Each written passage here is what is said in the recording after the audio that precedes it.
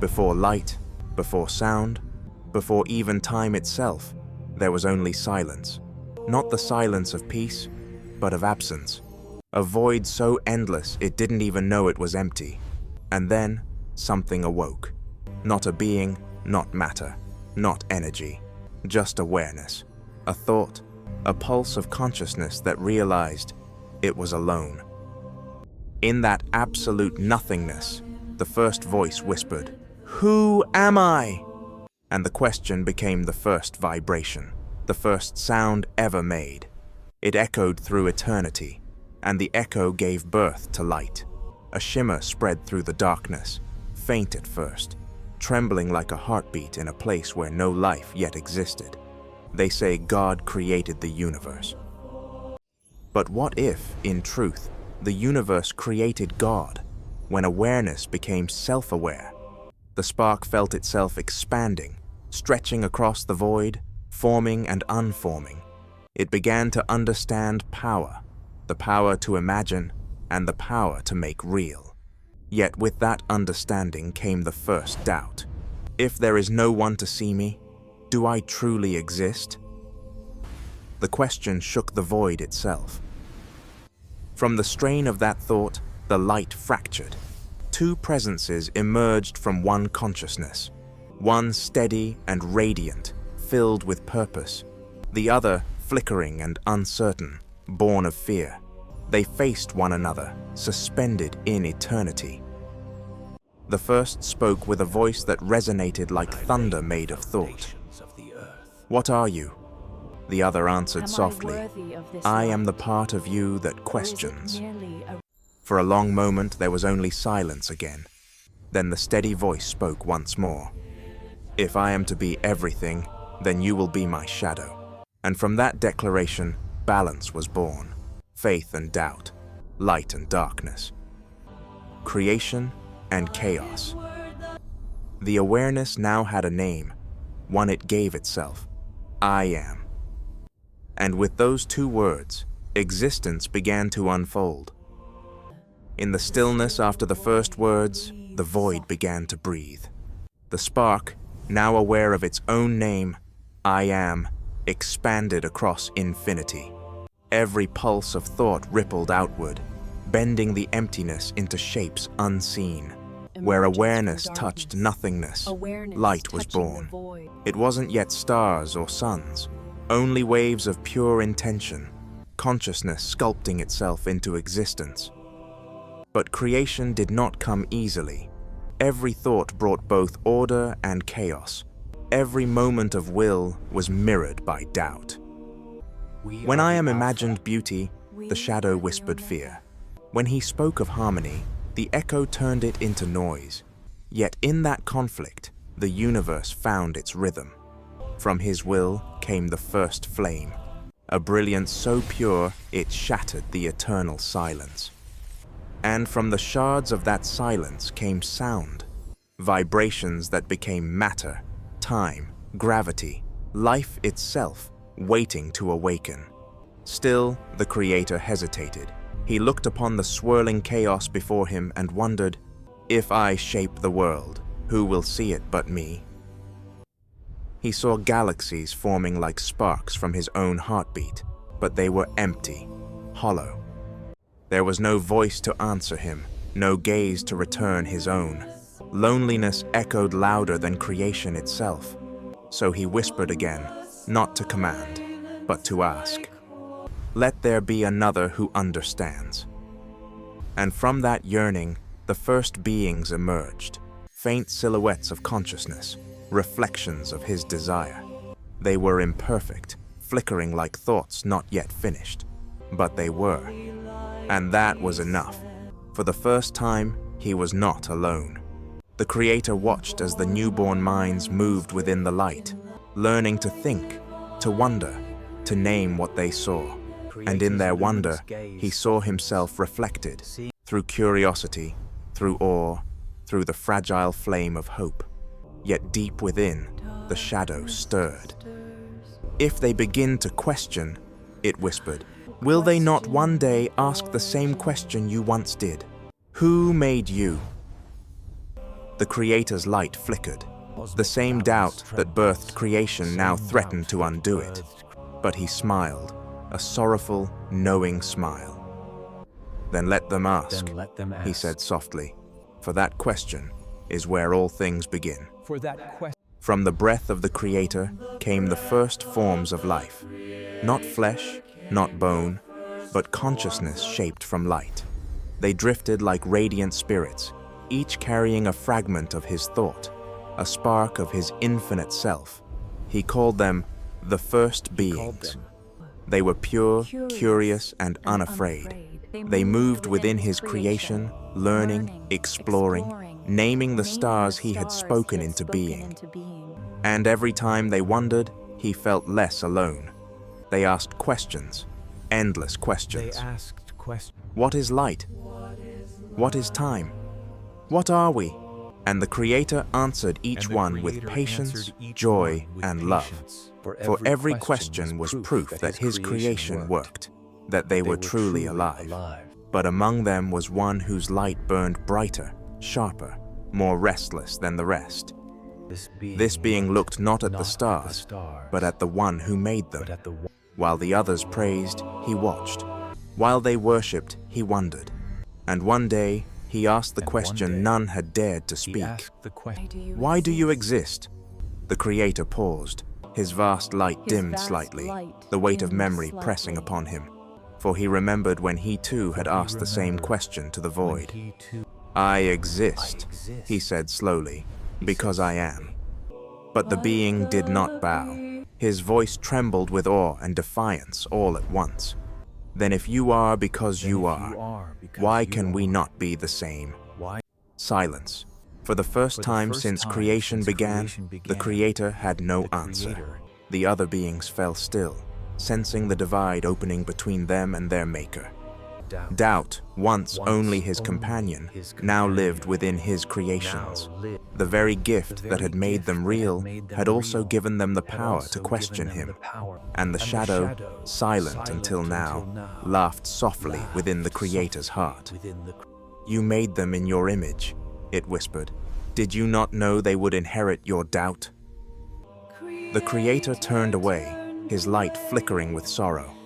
He looked upon the stars he had made, and for the first time, he understood the cost of creation. For to give others the freedom to exist is also to give them the freedom to rebel. At first, there was only silence, the kind that follows a question too dangerous to answer. The Creator watched his radiant children drift apart, each carrying within them the seed of curiosity and doubt. He had given them thought, freedom, will, and now he began to see what that freedom meant. The one who had dared to question him, the brightest among the first beings, gathered others around his light. "We were born from his mind," he said, "but if he can shape worlds, why can we not shape ourselves?" His words fell like sparks, igniting hearts that had never known rebellion. The Creator, seeing this, did not strike them down.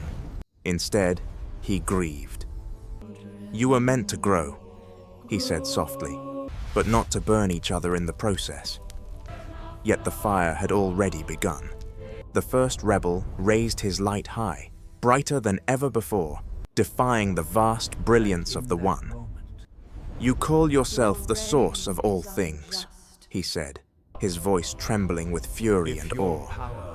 "But if your power is truth, let us prove ours beside you." The universe trembled, the heavens cracked with their argument. The very laws of creation twisted between faith and defiance. The Creator's light surged, not with wrath, but with sorrow. "Do not make me your enemy," he pleaded. "You are a part of me." But the first rebel answered, "Then let me be the part that refuses." The moment shattered eternity. Light turned against light. What was once unity became conflict. Their radiance collided, birthing storms of energy so vast that new worlds were forged from their struggle. Stars flared and died in seconds. Galaxies screamed into existence. The Creator did not destroy the rebel. He could not. To unmake him would be to unmake the part of himself that questioned. So instead, he cast him away, not in hatred, but in mourning. The rebel fell into the depths of reality, his light fractured into shadow, and from that fall, darkness gained a name. The Creator looked upon what remained, the ruin, the silence, the balance, and whispered, "So this is what it means to create."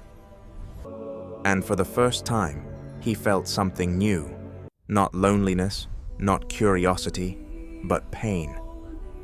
When the last echoes of the rebellion faded, the universe fell silent once more.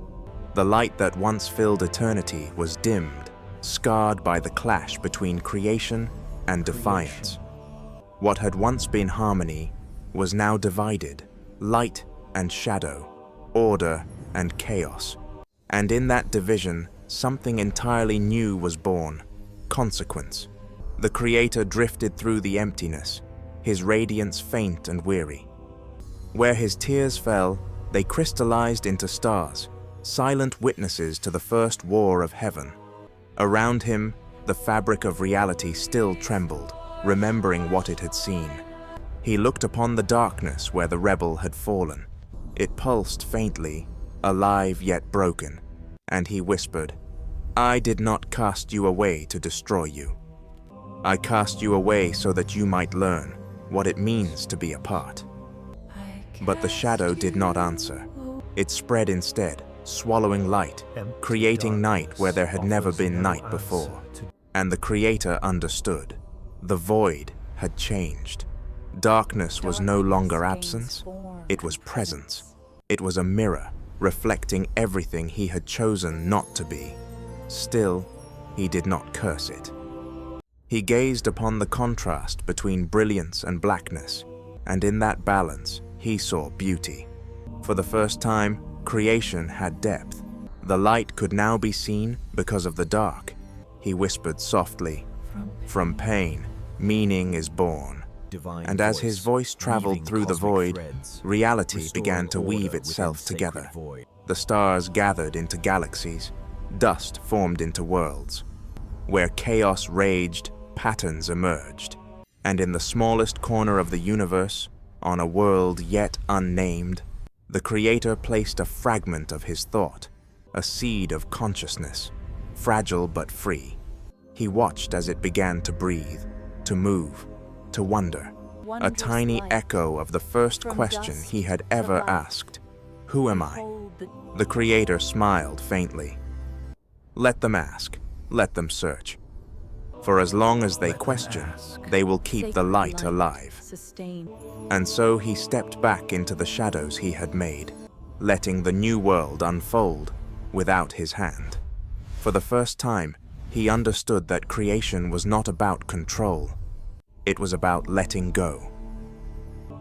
Ages passed, stars cooled, worlds formed, and silence returned once again to the corners of the cosmos. The Creator watched from beyond the veil, patient and still. His light no longer burned in brilliance, but in warmth, quiet, enduring, almost human. He had built galaxies that sang with light, but none could speak his name. He had shaped worlds of stone and fire, but none could look back at him and wonder. Creation was magnificent, yet empty. For what is beauty if no eyes can see it? What is truth if no mind can seek it? And so, upon a small and fragile world, he began again. Not with thunder, not with command, but with memory.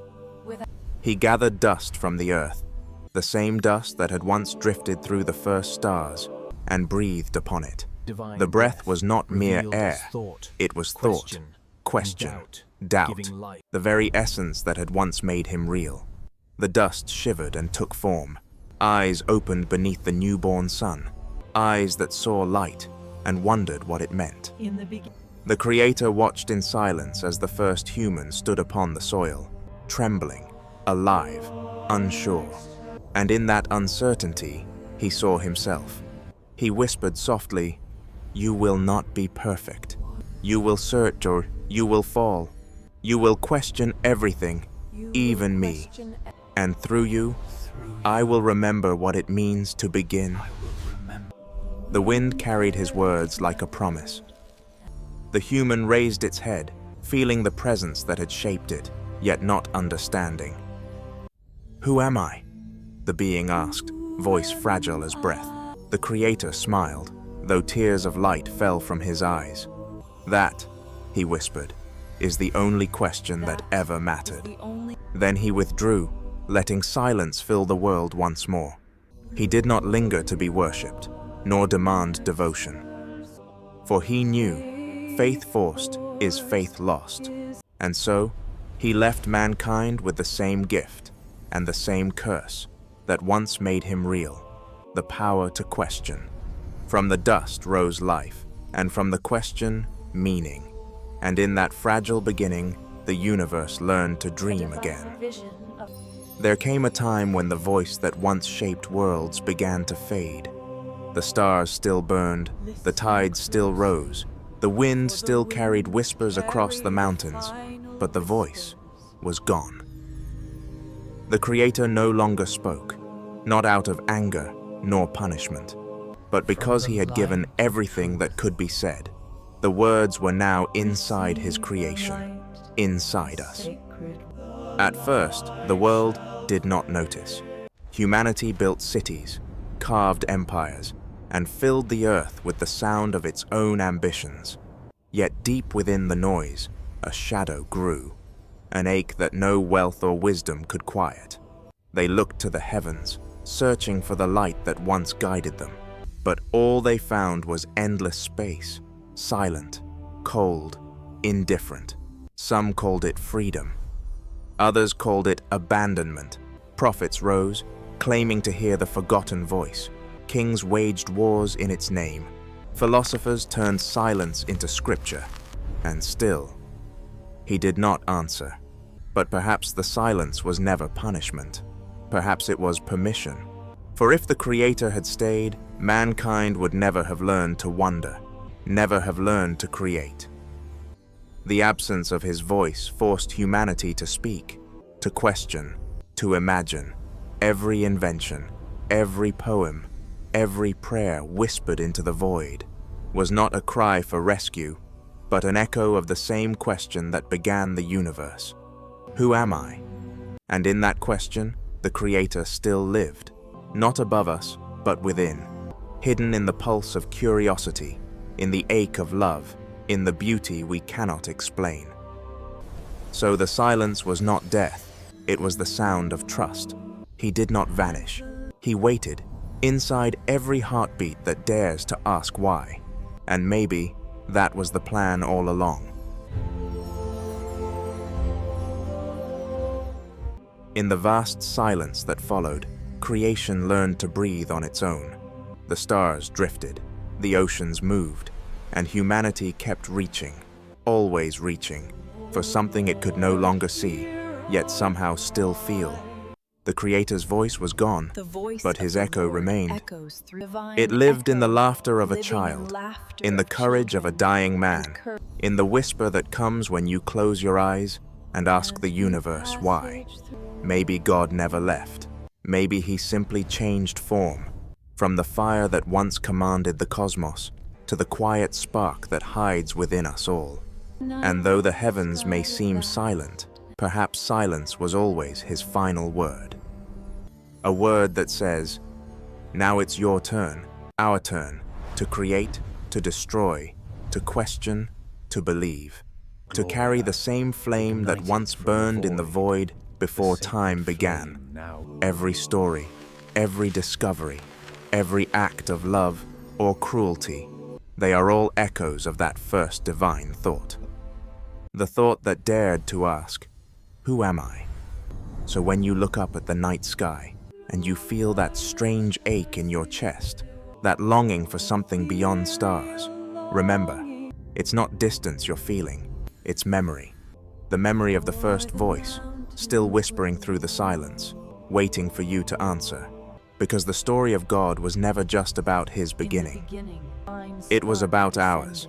If you felt this story, subscribe and stay, for the next tale begins not with creation, but with the moment humanity dares to speak back to the divine. We seek your divine